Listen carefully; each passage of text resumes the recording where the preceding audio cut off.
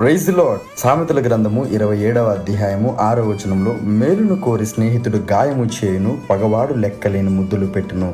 ఈరోజు జాగ్రత్తగా మనం నేర్చుకోవాల్సిన విషయం ఏంటంటే, మనం కలిగి ఉన్నటువంటి స్నేహితులలో ఎవరు నిజమైన వారో ఎవరు అబద్ధికులో మనకి ఎలా తెలుస్తుందనంటే, మనం ఏదైనా తప్పు చేస్తున్నప్పుడు, ఏదైనా దేవునికి వ్యతిరేకమైన పని చేస్తున్నప్పుడు, దేవునికి దూరం అయిపోతున్నప్పుడు, పాపానికి చేరువైతున్నప్పుడు నిజమైన స్నేహితుడు మనల్ని హెచ్చరిస్తాడు. మేలు కోరి మనకు గాయము చేసినా చేస్తాడు, కానీ అబద్ధికుడు మాత్రము మనకి లెక్కలేని ముద్దులు పెడతాడు. అంటే నువ్వు చేసేటువంటి ప్రతి పనికి మాలిన పని కూడా వాడు సమర్థిస్తూ ఉంటాడు. అలాంటి వారితో చాలా జాగ్రత్తగా ఉండాలి. ఈరోజు నిన్ను హెచ్చరించేటువంటి స్నేహితులు ఉన్నారంటే నువ్వు ఆశీర్వదించబడిన వాడు.